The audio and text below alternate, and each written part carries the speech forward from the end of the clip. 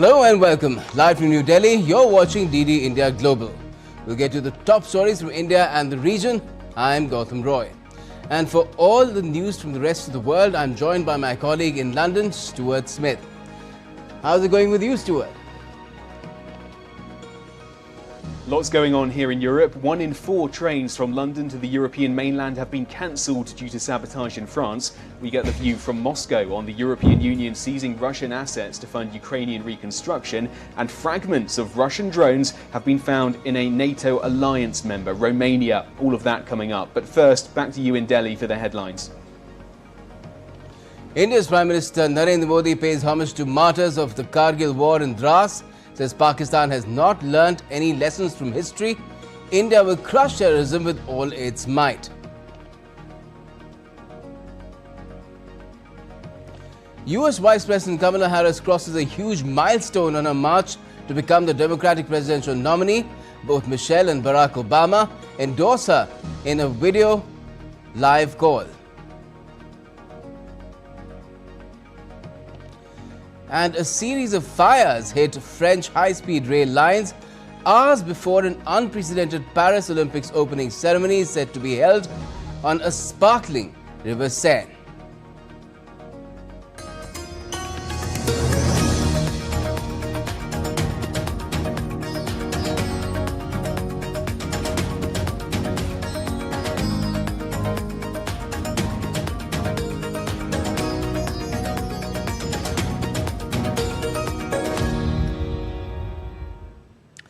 Two-term former US President Barack Obama and his wife Michelle have endorsed Kamala Harris's presidential bid, saying that they're going to do everything to make sure that she wins the elections. Kamala! Hello. Hi. Hey there. Oh, hi, you're both together. Oh, it's good to hear you both. I can't have this phone call without saying to my girl Kamala, I am proud of you. This is going to be historic. We called to say Michelle and I couldn't be prouder to endorse you and to do everything we can to get you through this election and into the Oval Office. Oh, my goodness. Michelle, Barack, this means so much to me. I am looking forward to doing this with the two of you, Doug and I both, and getting out there, being on the road. But most of all, I just want to tell you the words you have spoken and the friendship that you have given over all these years mean more than I can express. So thank you both.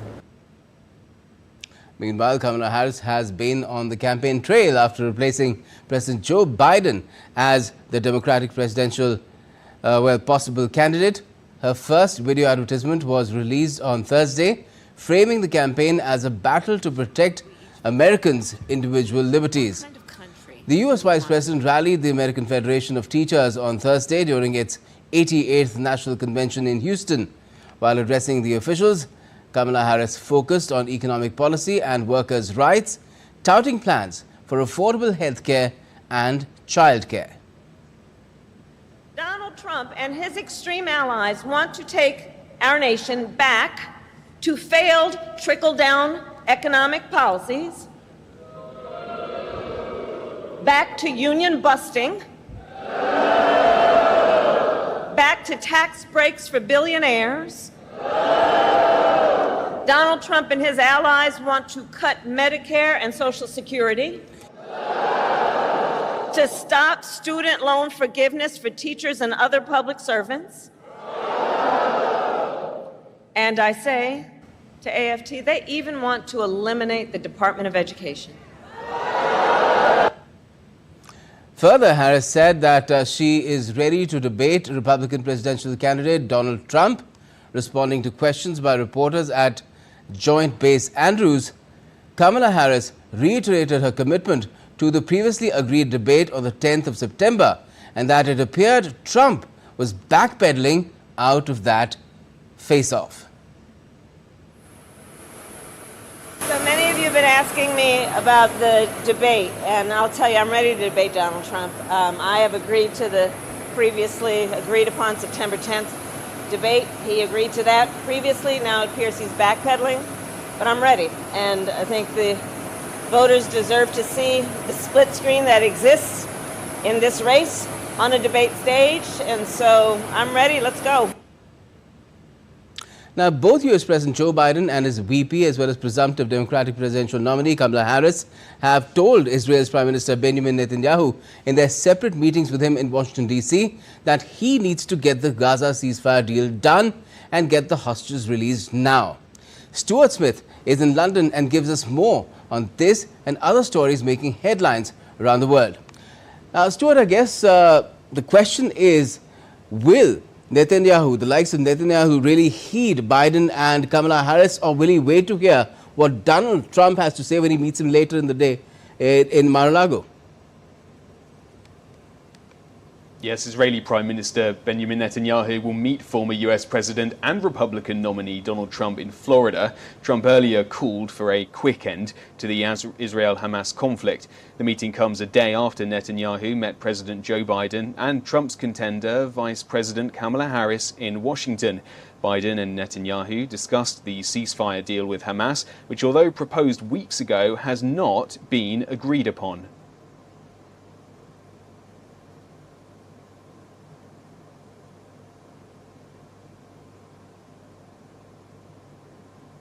Israeli Prime Minister Benjamin Netanyahu met with relatives of hostages held by Hamas.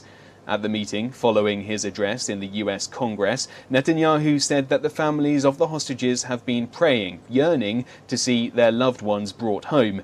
During his trip to Washington, D.C., he was joined by US House of Representatives Speaker Mike Johnson. The White House has said that the Biden administration is close to a Gaza ceasefire deal. In a meeting with Israeli Prime Minister Benjamin Netanyahu, US President Joe Biden has expressed the need to close the remaining gaps and finalize the Gaza deal as soon as possible. There are gaps that remain, and our team continues to work with our counterparts in the region to see if we can't close those gaps. We believe that they are of a nature where they can be closed and that we can achieve a deal. But it's going to require, as it always does, some leadership, some compromise, and an effort to get there. The President will be reaffirming for Prime Minister Netanyahu that he believes we need to get there and that we need to get there soon. Russia launched an overnight drone attack on Ukrainian power facilities in 2 regions. According to the national grid operator, the attacks have led to power outages. However, supplies have been restored in the northern Chernihiv and Zhytomyr regions. Ukrainian energy infrastructure has been on Moscow's radar of late. This has also made Kyiv resort to large-scale electricity imports from the European Union. Romania says it's found Russian drone fragments near the Ukrainian border after overnight Russian attacks against Ukrainian infrastructure on Thursday. However, NATO said it saw no sign of an intentional attack on the alliance's territory after Russian troops fired 38 long-range drones into Ukraine. Russia has recently been targeting Ukrainian fuel and arms depots and power grids. The European Union is set to transfer 1.5 billion euros from frozen Russian assets to Ukraine. Reacting to the latest development on Friday, the Kremlin has said it will carefully consider how to respond to the European Union's move. Western countries blocked around $300 billion worth of sovereign Russian assets after Moscow sent troops into Ukraine in February 2022.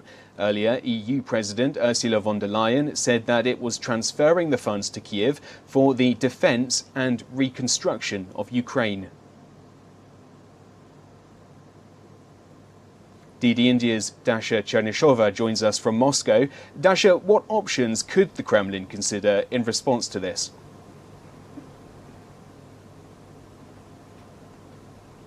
Well, certainly the Kremlin has said it will not leave unanswered any illegal steps as the one by the European Commission. Moscow believes this is a theft of Russian assets, and Moscow will be certainly considering the measures to take in response to this move. Now, the Kremlin is believed to be considering 2 key options. The first one could be the seizure of the interest of the Type C assets that are kept on the Type C accounts in Russia.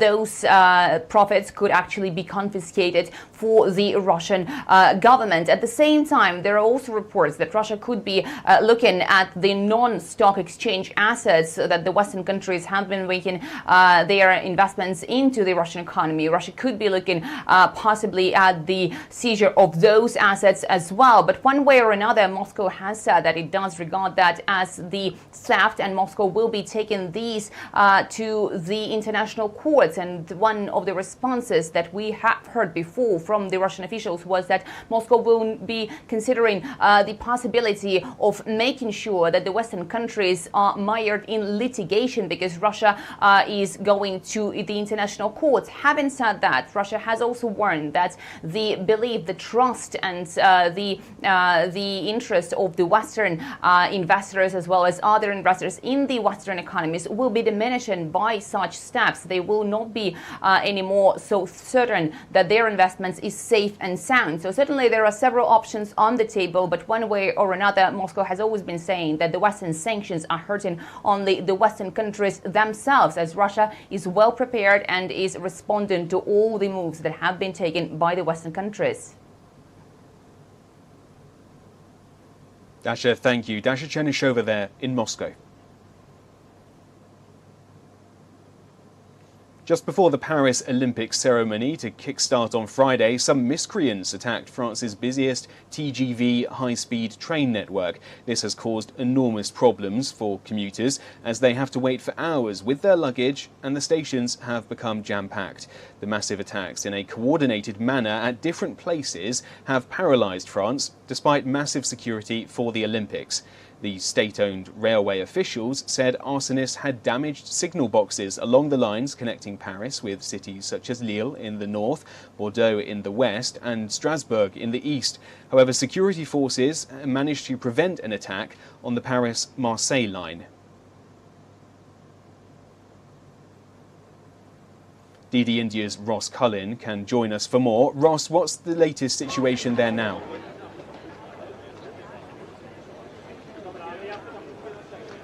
Well, hi Stuart. The French Prime Minister Gabriel Attal says that this afternoon he will announce new alternatives for travellers to try to give them updates on which routes they could use. There are 800,000 people who've been impacted by the rail disruption, the widespread attack, the coordinated sabotage, arson attacks, cutting of cable lines, which has impacted people trying to leave Paris on vacation and people trying to come into Paris for the Olympics. It's likely that this disruption will not be fixed anytime soon. 1 in 4 Eurostar trains bringing people to the Olympics from London has been cancelled until at least Monday.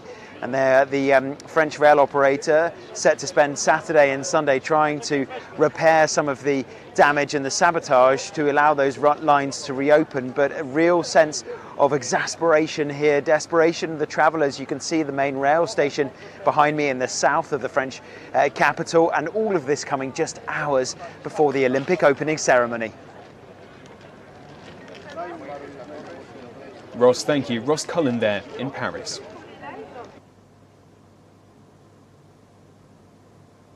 That's it from me here in London. Back to you in the studio. Thanks a lot, Stuart. Have a wonderful weekend. And still to come on DD India Global. India's foreign minister says in Laos that the Association of Southeast Asian Nations, or ASEAN, is the cornerstone of India's Act East policy and its Indo-Pacific vision.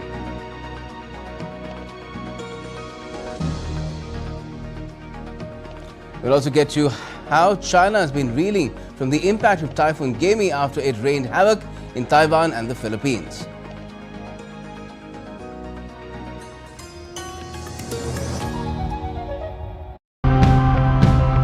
We simply throw things away when we're done using them, be it a cup, an old shirt, or a used battery. But we can do a lot better.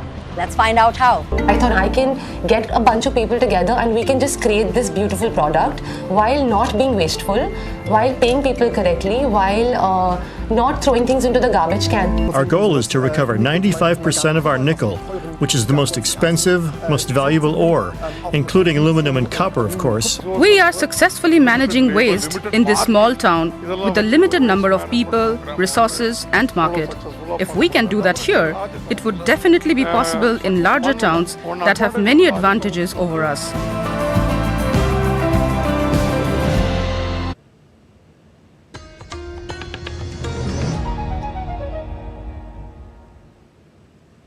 Welcome back. You're watching DD India Global. I'm Gautam Roy.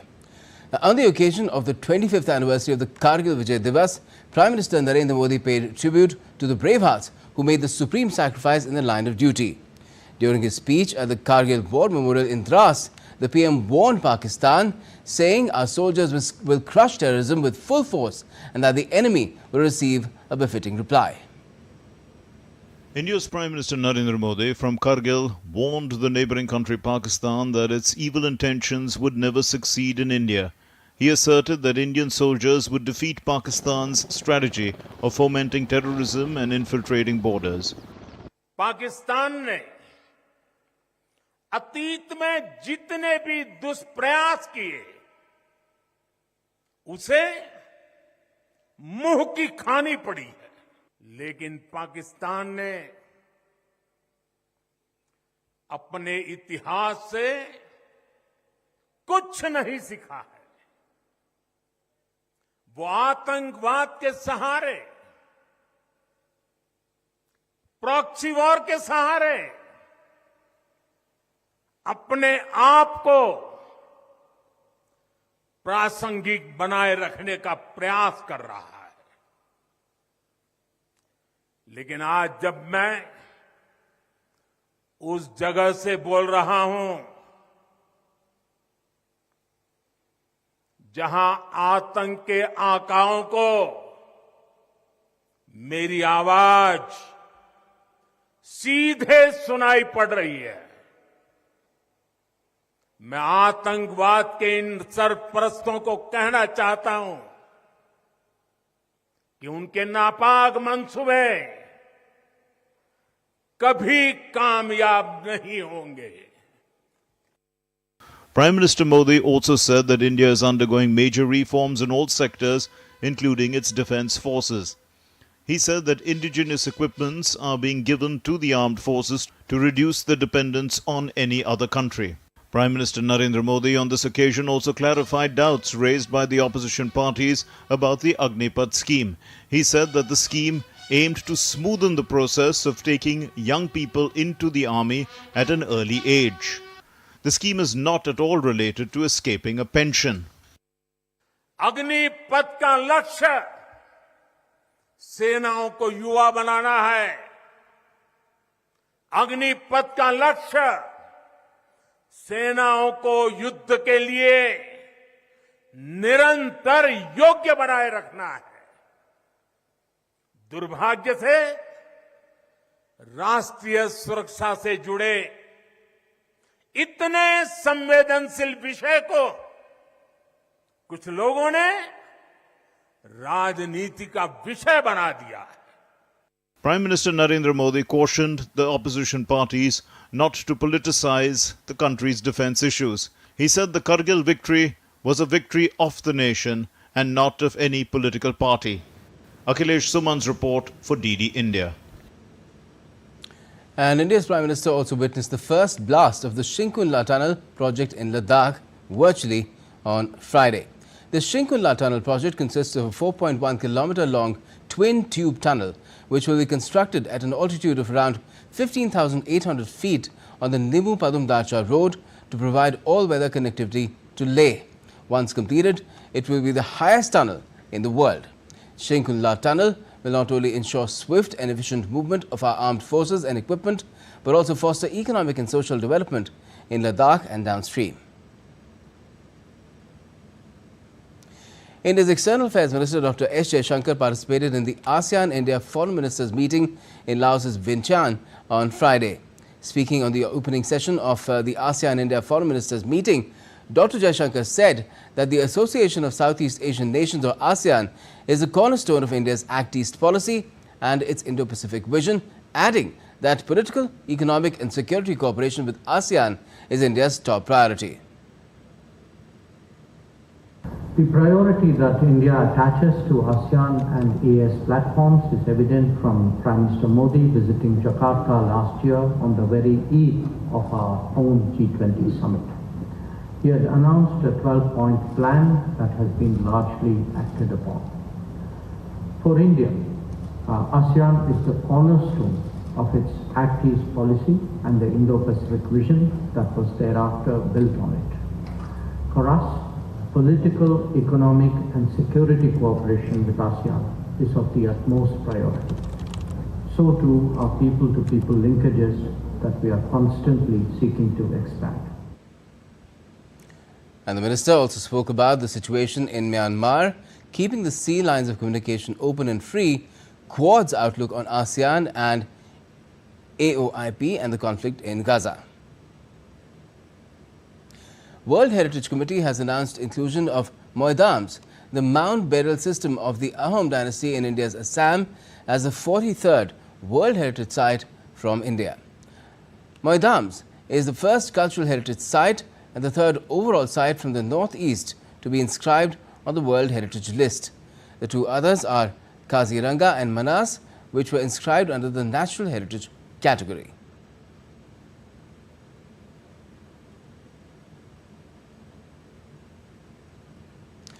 In China, the government is calling on municipalities to prepare for tropical storm Gaemi, which is heading inland. The storm has affected almost 630,000 people in China's Fujian province so far. The storm has already killed dozens of people in Taiwan and the Philippines and is now set to bring heavy rainfall to already badly flooded regions of China. DD India's correspondent Chris Gilbert reports. The storm affected 630,000 households as it made landfall on the Fujian coast of China on Friday. About half of that number were requested to relocate or evacuate or find shelter from the storm surges, from the deluges, and from the severe winds of up to 100 kilometers an hour, and from the heavy rainfall of an accumulated 250 millimeters for that part of China.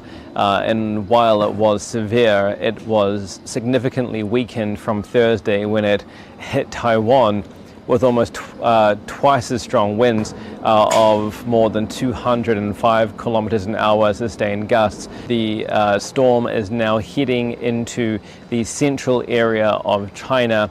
It is bringing this rainfall with it, and this is a part of the country which has already been strongly affected, significantly affected by weeks of summer rains, as Gaemi has already claimed lives throughout the Philippines and throughout Taiwan, and China's central government certainly wants to prevent any more fatalities if it can possibly do so. The storm is heading for Shanxi province, which is home to the largest freshwater lake in China, and so with the risk of those banks bursting, with the risk of flooding and heavy rain in the future, even though the storm has weakened since it hit Taiwan, the danger has certainly not passed for China.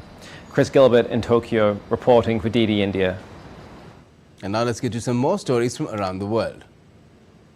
UN Human Rights Chief Volker Turk has called on the Bangladesh government to disclose full details about last week's crackdown on protests.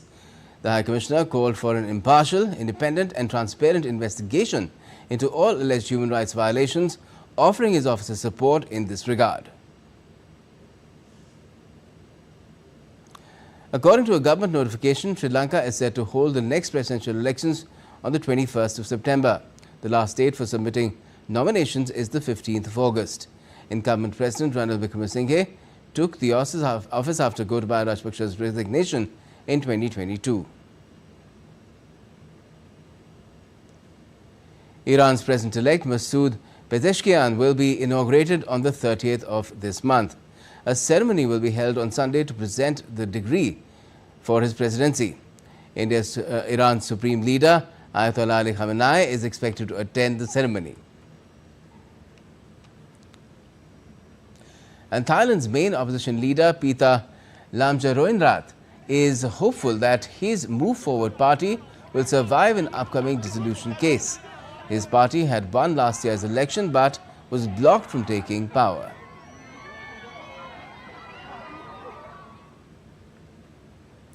The Louis Vuitton Foundation held a star-studded charity gala in Paris on the eve of the opening ceremony of the Paris Olympics. The event that brought fashion, sports and cinema together was organized by Vogue in partnership with the luxury goods company LVMH, also a sports sponsor.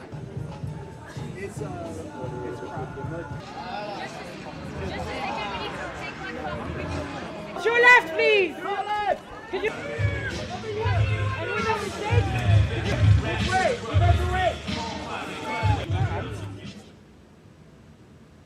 With all that glitter, that's all we have for the moment in DD India Global. But let us know your thoughts on the news of the day. And for those on the go, you can get all the latest news and updates from India and across the world on DD India's mobile app. The app is available on both Android and iOS platforms. You can scan the QR code on the screen to download the app now. And we'll be back with more news as it breaks here on DD India. I'm Gautam Roy, and from all of us here in Delhi, thanks for watching DD India Global.